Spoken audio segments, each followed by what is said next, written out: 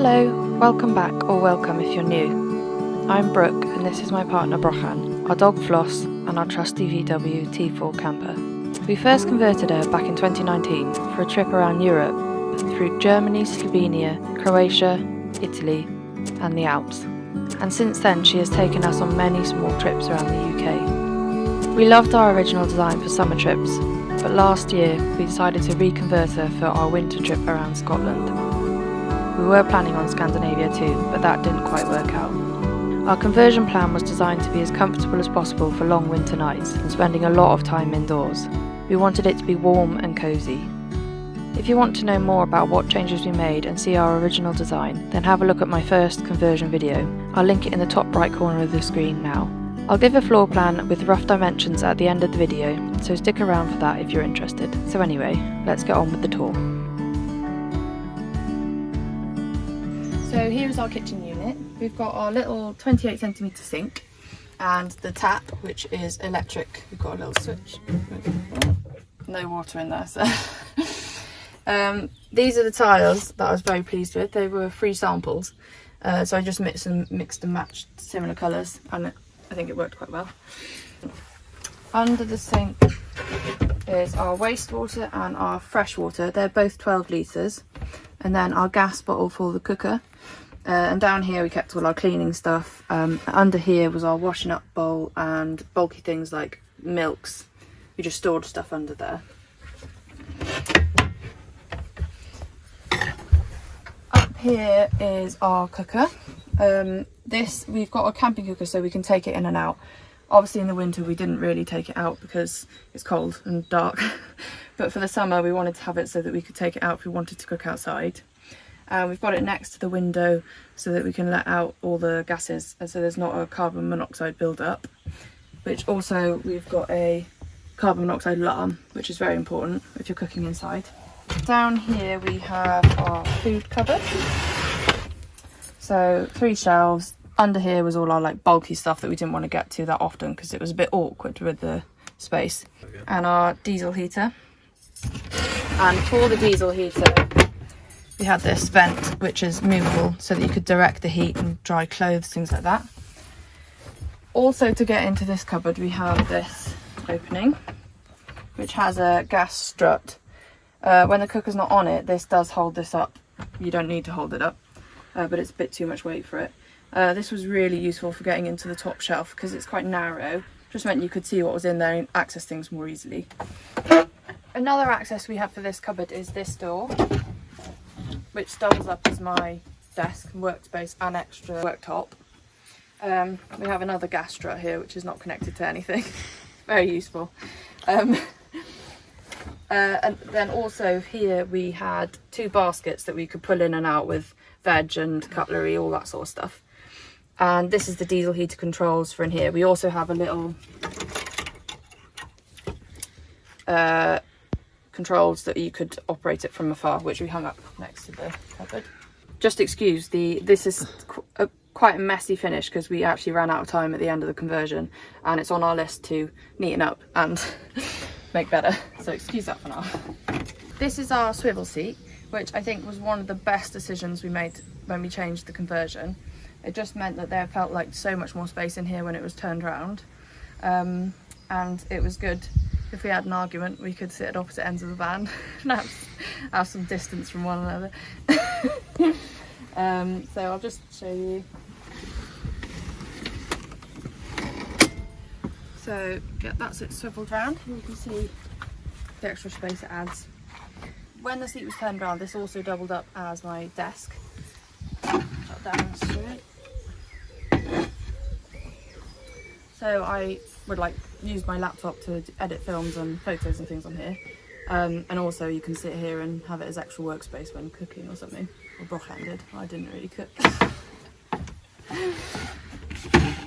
This was also Floss's bed at night, so it's where she slept if she didn't get onto our bed.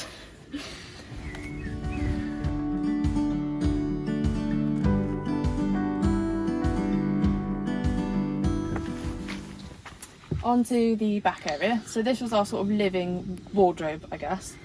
The top shelves We have these little collapsible boxes which we got from B&M and actually just happened to fit perfectly in our cupboard, which was very useful. So we've had one each up here, and then I had books up here as well. And then we had another one here, two more here, and because we had this extra space at the back, we got this bungee cord attached to cup hooks. So we had tent, sleeping mat, bulky things that we weren't going to access very often, just tucked away there. That was really useful. Here is our little sort of toiletries, daily toiletries bag. So we had toothbrush, toothpaste, all things that we wanted to access really regularly here, which was really useful. On all of these cupboards and the kitchen cupboards, we've got these little magnet door catches, which held up to 14 kilos, I think it was. So it's just there really to stop, you know, when we're going around corners, they don't open very easily when things are pushing against them. So it was that, so nothing fell on Floss while she was in the back. Down here we have our little USB plug for charging phones and things, and the switch for it. And then this is our cupboard to access the electronics. So all like the driving switches, got a USB plug in there as well, and the 3-pin like normal plug for charging laptops and things like that in there. So under the bed we got this little cupboard, which is currently not attached because the hinge came off. And you can got a little hook and eyelet here to hold it in place. Yeah. So we had one box each like this, which Brochan hasn't even unpacked yet because he still doesn't want to accept he's back in Wales, even though we've been back for a few weeks now. So we had a box each of those, like that. And then we had 2 more boxes at the back for bulky things, and our duvet and pillows and that sort of stuff. Under here is the battery and electronics, just more awkward to reach, so that's why we've got the little top cupboard as well. With the bed, we were going to do a rock and roll bed, but then we decided to just make this long flat area for sitting, just because we were designing it for winter. We're going to be spending a lot of time in here in the evenings because it got dark early and bad weather and stuff, so we just wanted to make it as comfortable as we could, really. Pulls out, and then we've got these cushions go there and another one for here, and we had Velcro on them because when there was a slight tilt they did slide off, so that just kept them in place. And the other good thing about this is you can just push it back 3/4 of the way and then just have a longer seating area at night or in the morning and still access the food cupboards, which is very important. And then these were obviously seat rests at the back as well. We just had 2 lights in here, so there's one here and then one at the front by the kitchen area, and these were like, you could move them around. Articulated, is that the word? Articulated lights. We were going to put fairy lights up in here, but we just didn't get around to it, and actually these 2 little lights was plenty of light in the end.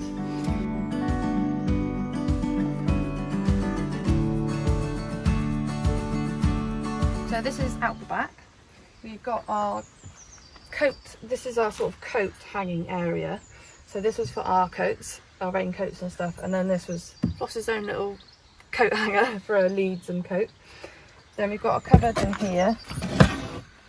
This is where we had camping stuff, our sleeping bags, mats, things like that. And then down here we've got a spare 5-litre diesel can for emergencies.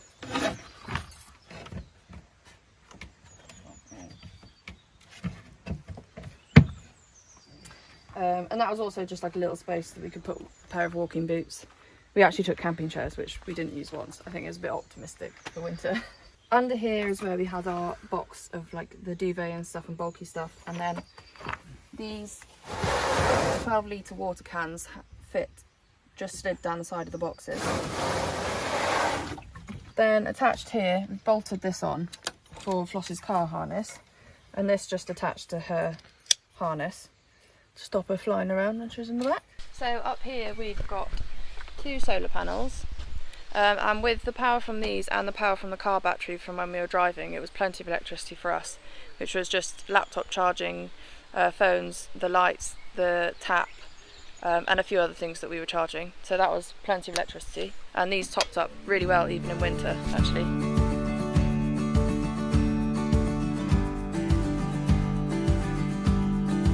So I'll just get onto the floor plan and rough dimensions, but if you want to know any more about how we built it and the materials we used, I'll link the playlist to our conversion up here. And just a quick note before I get onto the floor plan, it will be kind of relative to your van, because it will depend on the thickness of your cladding and how thick you've made the floor, like insulation and things like that. So we've done it, the sizes that I'm going to say are for how we have done the cladding and everything like that. So if yours is going to be thicker, obviously your units will stick out further if you do them the same size. So I really recommend, what we did is actually drew everything out on the floor in pencil so that you can have a rough idea of how much space you've got and how far things are going to stick out. There is also a slight curve in our van. I mean, I assume it happens in every T4. So this bit is actually slightly wider out than the wall behind this wardrobe. So you just got to take all of those things into consideration. So the floor plan that I've done is quite rough because it matches ours, but it might not match how you're doing yours, but it'll give you an idea anyway if you're interested in having your van like ours. So here is the floor plan. I'm obviously not a professional camper van designer, so this is a little bit rough, and I did it with a free online design program, so it's not the most posh thing, but I'm just going to go over it quickly so you understand all the measurements, and in the description I'm going to put a link to my website where I've got a photo of this that you can enlarge and I think print out if you want to. So this is the kitchen unit here. So it's 125 centimetres from the back of the driver's seat to the wardrobe. It's 50 centimetres from the wall to the front of it, and that's on the floor. I think it's slightly wider at the window edge, but this is all measurements on the floor. And 72 centimetres from the wall to the front of the bit that's sort of sticking out. And then this bit is 46 centimetres wide. The wardrobe is 40 centimetres deep, so it's a little bit narrower than the kitchen unit, and 92.5 centimetres wide. And then this is just like the little bit of floor at the back where we hang our coats. The bed, when it's pushed in, is 121 centimetres from back to front and 113 centimetres wide. And then when it's pulled out, it's 188 centimetres. And the pull-out bit is 110 centimetres. It's slightly narrower to allow for the kitchen unit, which is a bit wider than the wardrobe. And then I've just got the heights of everything. So the bed without the mattress is 36 centimetres high, and with the mattress is 47 centimetres high. The kitchen cupboard is 73 centimetres high, and the wardrobe just goes up to the ceiling, which on our van is 137 centimetres. So I hope that's useful. If you do have any questions, then just let me know in the comments below, and I'll try and answer them if I can.